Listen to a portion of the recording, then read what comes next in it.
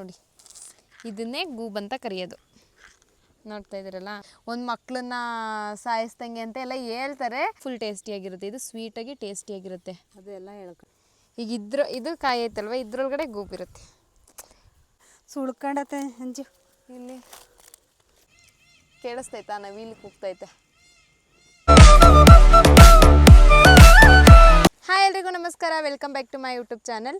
ಯಾರ್ಯಾರು ವಿಡಿಯೋ ನೋಡ್ತಾ ಇದ್ದು ಸಬ್ಸ್ಕ್ರೈಬ್ ಆಗಿಲ್ಲ ಅಂದರೆ ಸಬ್ಸ್ಕ್ರೈಬ್ ಆಗಿ, ಬೆಲ್ ಐಕನ್ನ ಪ್ರೆಸ್ ಮಾಡಿ, ಲೈಕ್ ಆ್ಯಂಡ್ ಶೇರ್ ಮಾಡಿ. ಸೊ ನಾನಿವತ್ತು ತೋಟ ಹತ್ರ ಇದ್ದೆ. ಹಾಗೆ ಇವತ್ತು ತೋಟದಲ್ಲಿ ತೆಂಗಿನಕಾಯಿ ಗೂಬಿದೆ, ಅದನ್ನು ಇವತ್ತು ಎಲ್ರಿಗೂ ತೋರಿಸೋಣ ಅಂತ ಅಂದ್ಕೊಂಡಿದ್ದೀನಿ. ಹಳ್ಳಿಲಿರೋರು ಆಲ್ಮೋಸ್ಟ್ ಎಲ್ಲರೂ ನೋಡಿರ್ತಾರೆ, ಹಾಗೆ ಅದನ್ನು ತಿಂದು ಟೇಸ್ಟ್ ಕೂಡ ಮಾಡಿರ್ತಾರೆ. ಬಟ್ ಸಿಟಿಲಿ ಇದನ್ನು ಯಾರೂ ನೋಡಿರಲ್ಲ ಅಂತ ಅಂದ್ಕೊತೀನಿ. ಸೊ ಹಂಗಾಗಿ ಇವತ್ತು ವಿಡಿಯೋ ಮಾಡೋಣ ಅಂತ ಮಾಡ್ತಾ ಇದ್ದೀನಿ. ನೋಡೋಣ ಹೆಂಗಿದೆ ಅಂತ, ಮತ್ತು ಅದು ಹೆಂಗೆ ಗೂಬಾಗಿ ಸಿಗುತ್ತೆ ನಮಗೆ ಅಂತ ಎಲ್ಲ ಕೂಡ ನಮ್ಮ ಅಮ್ಮನ ಕೇಳೋಣ, ಯಾಕಂದರೆ ಅವರಿಗೆ ಗೊತ್ತಿರುತ್ತೆ ಚೆನ್ನಾಗಿ. ಕೇಳ್ಬಿಟ್ಟು ಈ ವಿಡಿಯೋದಲ್ಲಿ ಅಪ್ಲೋಡ್ ಮಾಡ್ತೀನಿ. ಇವಾಗ ನೋಡ್ತಾ ಇದ್ದಾರಲ್ವ, ಇದು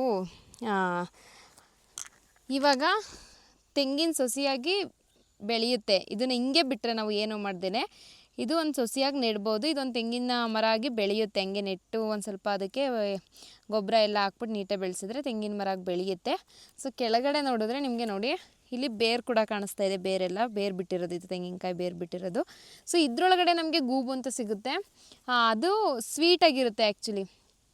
ಇದನ್ನು ಹೊಡೆದ್ರೆ ಇದ್ರೊಳಗಡೆ ನಮಗೆ ಗೂಬು ಸಿಗುತ್ತೆ. ಸೊ ಇದನ್ನ ಹಂಗೆ ಬಿಟ್ಟರೆ ನಮಗೆ ಇದು ಮರ ಆಗಿ ಸಿಗುತ್ತೆ. ಆಲ್ಮೋಸ್ಟು ತೋಟದಲ್ಲಿ ನಾವು ತುಂಬ ಕಾಯಿಗಳೆಲ್ಲ ಎಸ್ತಿರ್ತೀವಿ ಅಲ್ವ, ಒಂದೊಂದು ಸತಿ ಚೆನ್ನಾಗಿರಲ್ಲ ಕಾಯಿ ಅಂತ ಎಸ್ತಿರ್ತೀವಿ. ಅದು ಕೂಡ ಈ ಥರ ಎಲ್ಲ ಮರ ಆಗಿರೋದುಂಟು. ಅದಂದರೆ ನೀರಿನ ಅಂಶ ಇರುತ್ತೆ ಅಲ್ವ ತೋಟದಲ್ಲೆಲ್ಲ, ಮತ್ತು ಮಣ್ಣಿನ ಮೇಲೆ ಇರೋದ್ರಿಂದ ಹಾಗೆ ಯಾರೂ ಅದನ್ನು ಟಚ್ ಮಾಡಲ್ಲ, ಅಲ್ಲಾಡ್ಸಲ್ಲ, ಏನಿಲ್ಲ, ಹಂಗೆ ಒಂದು ಹತ್ರ ಬಿದ್ದಿರುತ್ತೆ. ಸೊ ಹಂಗೆ ಅದು ಗೂಬು ಆಗಿ ಬೇರು ಬಿಟ್ಟು ಮರ ಆಗಿ ಬೆಳೀತಾ ಇರುತ್ತೆ. ಸಮ್ಟೈಮ್ಸು ನಮಗೇನಾದರೂ ಜಾಸ್ತಿ ಇರುತ್ತೆ ಅಲ್ವ, ಇವೆಲ್ಲ ಮರ ಆಗಿ ನೆಡಲ್ಲ. ಹಂಗಾಗಿ ಇದರೊಳಗಡೆ ಗೂಬು ಇರೋದನ್ನ ಹೊಡೆದ್ಬಿಟ್ಟು ನಾವು ಕೂಡ ತಿಂತೀವಿ ಮನೇಲಿ. ಇವಾಗ ನಮ್ಮ ಅಮ್ಮ ಇದನ್ನು ಹೊಡ್ಕೊಡುತ್ತೆ, ಹಾಗೆ ನಾನು ತಿಂತೀನಿ. ನಾನು ಆಲ್ಮೋಸ್ಟ್ ಊರಲ್ಲಿದ್ದಾಗೆಲ್ಲ ಇದೆಲ್ಲ ಜಾಸ್ತಿ ಇರುತ್ತೆ. ನಮ್ಮ ತೋಟಗಳಲ್ಲೆಲ್ಲ ತುಂಬ ಇದೆ, ಯಾಕಂದರೆ ತುಂಬ ಕಾಯಿಗಳನ್ನ ನಾವು ಅಂದರೆ ಕಾಯಿಗಳೆಲ್ಲ ಕೊಡ್ತಾರೆ ಅಲ್ವ, ಅವಾಗ ಅದರೊಳಗೆ ನೀರಿಲ್ಲ ಅಂದರೆ ಅದನ್ನು ತೊಗೊಳ್ಳಲ್ಲ. ಕಾಯಿ ತೊಗೊಳ್ಳೋರು ಅದನ್ನು ಇಲ್ಲೇ ಗುಡಾಕ್ತಾರೆ, ತೋಟದ ಹತ್ರ ಒಂದು ಹತ್ರ ಹಾಕ್ತಾರೆ. ಸೊ ಅವೆಲ್ಲ ಈ ಥರ ಬೇರು ಬಿಟ್ಟು ತೆಂಗಿನ ಸಸಿ ಆಗಿರುತ್ತೆ. ಸೊ ತುಂಬ ಇರೋದ್ರಿಂದ ನಾವು ಕೆಲವೊಂದು ಸಲ ಇದನ್ನು ಹೊಡೆದು ತಿಂತೀವಿ. ಅಂದರೆ ಕೆಲವ್ರು ಹೇಳ್ತಾರೆ ಇದನ್ನೇನಾದರೂ ಅಂದರೆ ಹೊಡೆದಾಕ್ಬಿಟ್ಟು ಸಸಿನ ಹಾಳು ಮಾಡಿದ್ರೆ ಒಂದು ಮಕ್ಕಳನ್ನ ಸಾಯಿಸ್ದಂಗೆ ಅಂತ ಎಲ್ಲ ಹೇಳ್ತಾರೆ. ಬಟ್ ನಮ್ಮ ತೋಟಗಳಲ್ಲಿ ತುಂಬ ನೆಡ್ದಲ್ಲೂ ವೇಸ್ಟ್ ಆಗಿರ್ತವೆ, ಹಂಗೆ ಬಿದ್ದಿರೋದ್ರಿಂದ ನಾವು ಒಂದೊಂದು ಸತಿ ಹೊಡೆದು ತಿಂತೀವಿ ಅಷ್ಟೇ. ಈ ಥರ ನಮ್ಮ ಅಮ್ಮನ ಕೇಳ್ತೀನಿ ರೀ, ಅಮ್ಮ ಹೆಂಗಾಗುತ್ತಮ್ಮ ಇದು ಗೂಬು? ಇದು ನೀರು ಸಿಗುತ್ತೆ. ನೀರು ಸಿದಾಗ ಆಮೇಲೆ ಅದು ಅಲ್ಲೇ ಬೇರು ಬಿಡುತ್ತೆ. ಬೇರು ಬಿಟ್ಬಿಟ್ಟು ಮತ್ತೆ ಇದರಿಂದ ಕಣ್ಣಿಂದ ಹೊಡೆಯುತ್ತೆ, ಸಸಿ ಆಗುತ್ತೆ, ತೆಂಗಿನ ಸಸಿ ಆಗುತ್ತೆ. ಅದನ್ನು ಹಾಕ್ಕೋಬೋದು ಮರಗಳ, ಇಲ್ಲ ಅಂದರೆ ಅದನ್ನು ತಿನ್ನೋದಾದ್ರೆ ತಿನ್ಕೋಬೋದು ಗೂಬ ಹೊಡ್ಕೊಂಡು, ಇಲ್ಲಾಂದ್ರೆ ಮರ ಮಾಡ್ಬೋದು ಹಾಕಿ. ಅದೊಂದು 6 ತಿಂಗಳು ಅಳ್ಳಾಡ್ಸಂಗಿಲ್ಲ, ಅದು ಬಿದ್ದುತ್ತಾ ಅಳ್ಳಾಡ್ಸಿದ್ರೆ ಅದು ಆಗಲ್ಲ, ಸಸಿ ಆಗಲ್ಲ. ನೋಡಿ ಕಲ್ಲಲ್ಲಿ ಹೊಡಿತೈತೆ ನಾವು, ಅದು ಗಟ್ಟಿ ಐತಲ್ವಾ, ಹಾಗಾಗಿ ಒಂದು 2-3 ಸಲ ಕಲ್ಲು ಹಾಕಿ ಕಲ್ಲಲ್ಲಿ ಜಜ್ಜಿ ಹೊಡಿತಾವ್ರೆ. ನಾನು ಕಡೆಗೆ ಬಂದಿರೋದು ಕಣಮ್ಮ ಕಲ್ಲು. ಎಷ್ಟು ಸಾಹಸ ಬಿಡ್ಬೇಕು ನೋಡಿ. ಅದಕ್ಕೆ ಹೇಳೋದು ಹಳ್ಳಿ ಜನ ಫುಲ್ ಸ್ಟ್ರಾಂಗ್ ಅಂತ ಹೇಳೋದು ಅದಕ್ಕೇ.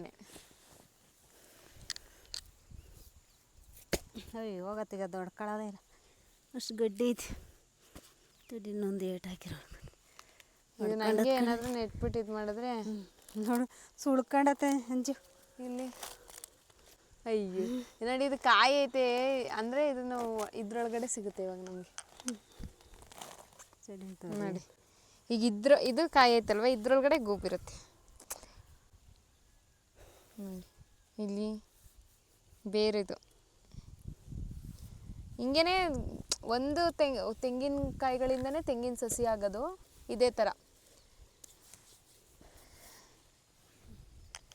ನಾರ್ಮಲಾಗಿ ಏನಾದರೂ ಪ್ರಾಪರಾಗಿ ಅವ್ರು ಏನಾದ್ರು ತೆಂಗಿನ ಸಸಿನೇ ಬೆಳೆಸಿ ಕೊಡ್ತಾರೆ ಗೊತ್ತಾ, ಆ ಥರ ಎಲ್ಲ ಮಾಡಿದ್ರೆ ಏನು ಮಾಡ್ತಾರೆ ಅಂದರೆ ಗುಂಡಿ ತೆಗ್ಬಿಟ್ಟು ಸಣ್ಣ ಸಣ್ಣದಾಗೆಲ್ಲ ಗುಂಡಿ ತೆಗ್ಬಿಟ್ಟು ಈ ಥರ ತೆಂಗಿನಕಾಯಿ ಇರುತ್ತಲ್ವ ಅದನ್ನು ನೆಡ್ತಾರೆ. ಅದು ಆಲ್ಮೋಸ್ಟ್ ಎಷ್ಟು ನೋಡಿ, ಇದನ್ನೇ ಗೂಬು ಅಂತ ಕರೆಯೋದು.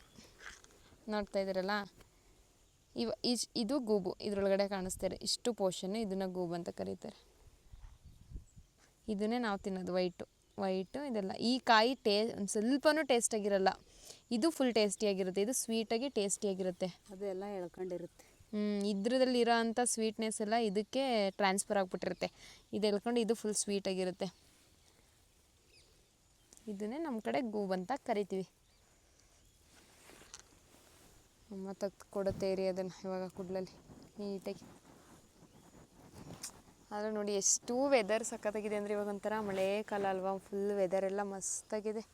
ಹಂಗೆ ಇಲ್ಲಿ ಫುಲ್ ಸೊಳ್ಳೆನೂ ಅಷ್ಟೇ ಐತೆ, ಎಲ್ಲ ಸೊಳ್ಳೆ ಅದು ಇದು. ನೋಡಿ ರೈತರನ್ನ ಮಣ್ಣಿನ ಮಕ್ಳು ಅಂತ ಯಾಕಂತ ಕರೀತಾರೆ ಹೇಳಿ. ನೋಡಿ ನಮ್ಮ ಅಮ್ಮನ ಕೈ ಎಷ್ಟು ಮಣ್ಣಾಗೈತೆ. ಹಂಗೆ ರೈತರು ಕೈ ಕಾಲು ಎಲ್ಲ ಯಾವಾಗ್ಲೂ ಮಣ್ಣಾಗಿರುತ್ತೆ, ಅಂದರೆ ಯಾವಾಗಲೂ ಮಣ್ಣಲ್ಲೇ ಕೆಲಸ ಮಾಡ್ತಾರಲ್ವ, ಹಂಗಾಗಿ.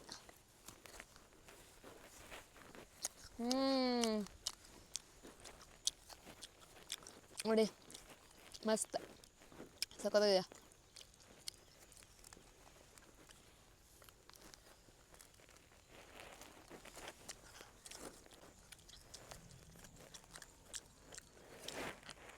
ನೋಡಿ ಅದರಲ್ಲೂ ಇಲ್ಲೆಲ್ಲ ಫುಲ್ಲು ನೋಡಿ ಕೇಳಿಸ್ತೈತಾ, ನವಿಲು ಕೂಗ್ತೈತೆ ಅಲ್ಲಿ. ನಾನು ಝೂಮ್ ಮಾಡೋಕ್ಕಾಗತ್ತಾ ನೋಡ್ತೀನಿ, ಅಲ್ಲಿ ಹೋಗ್ತಾ ಐತೆ ನವಿಲು. ಅಲ್ಲಿ ಹೆಂಗೆ ರೆಕ್ಕೆ ಬಿಚ್ಕೊಂಡಿದ್ದ ಗೊತ್ತಾ ಜಾಗ. ಅಮ್ಮ ಹೇಳ್ತೀವಿ ರೆಕ್ಕೆ ಬಿಚ್ಚಿದ್ದು ಅವಾಗೆ ಅಂತ. ನಾವೆಲ್ಲ ಫುಲ್ಲು ನವಿಲು ನೋಡೋಕ್ಕೆ ಬನ್ನೇರುಘಟ್ಟ ಹಂಗೆ ಹೋಗ್ತೀವಿ. ಇಲ್ಲಿ ನಮ್ಮ ಹಳ್ಳಿಲಿ ಡೈರೆಕ್ಟಾಗಿ ನೋಡ್ಬೋದು ಕಾಣಿಸ್ತೈತೆ ಅಂತ ಅನ್ಕೊತೀನಿ, ಬಟ್ ಅದು ಸ್ವಲ್ಪ ದೂರದಲ್ಲಿ ಐತೆ. ಅಲ್ಲಿ ಹೋದರೆ ಇಲ್ಲಿ ನೋಡಿ ಇಲ್ಲಿ ಒಂದು ಹತ್ರ ಇದೆ, ಇಲ್ಲೂ ಕಾಣಿಸ್ತೈತಾ, ಅಯ್ಯೋ ಇಲ್ಲಿ ನೋಡಿ ಅದು ಕಲ್ಲಿದೆಯಲ್ಲ ಅದ್ರ ಮೇಲೆ ಒಂದೆರಡು ಕೂತಿದೆ. ಹತ್ರ ಹೋದರೆ ಮತ್ತೆ ಅದು ಓಡೋಗ್ಬಿಡುತ್ತೆ ತೋರ್ಸೋಕ್ಕೆ ಅಂತ. ಇಲ್ಲಿ ಐ ಥಿಂಕ್ ಕಾಣಿಸ್ತೈತೆ ಅನಿಸುತ್ತೆ. ನೋಡಿದ್ರಲ್ವ ಅದೇ ಗೂಬು. ನಾನು ಕೂಡ ತಿಂದೆ, ಚೆನ್ನಾಗಿತ್ತು, ಸ್ವೀಟಾಗಿತ್ತು. ಕೆಲವೊಂದು ಸ್ವೀಟಾಗಿರುತ್ತೆ, ಕೆಲವೊಂದು ಸ್ವೀಟಾಗಿರಲ್ಲ. ಸೊ ಹಂಗಾಗಿ ಇವತ್ತು ತೋಟ ಹತ್ರ ಬಂದಿರೋದ್ರಿಂದ ನಮ್ಮ ಗೂಬಿದೆ ತಿಂತ್ಯಾ ಅಂತ ಕೇಳಿದ್ರು. ಸೊ ಹಂಗೆ ನಾನು ವೀಡಿಯೋ ಮಾಡ್ಬೋದಲ್ವಾ ಅಂತ ಸರಿ ಅಂದ್ಬಿಟ್ಟು ಹಂಗೆ ವೀಡಿಯೋನ ಮಾಡ್ಕೊಂಡು ಹಂಗೆ ಗೂಬ್ ಕೂಡ ತಿಂದೆ. ಸೊ ವಿಡಿಯೋ ಇಷ್ಟ ಆಗಿದ್ದರೆ ಲೈಕ್ ಮಾಡಿ, ಶೇರ್ ಮಾಡಿ, ಕಮೆಂಟ್ ಮಾಡಿ. ಸೊ ನೆಕ್ಸ್ಟ್ ವೀಡಿಯೋದಲ್ಲಿ ಸಿಗೋಣ. Thank you so much, bye bye.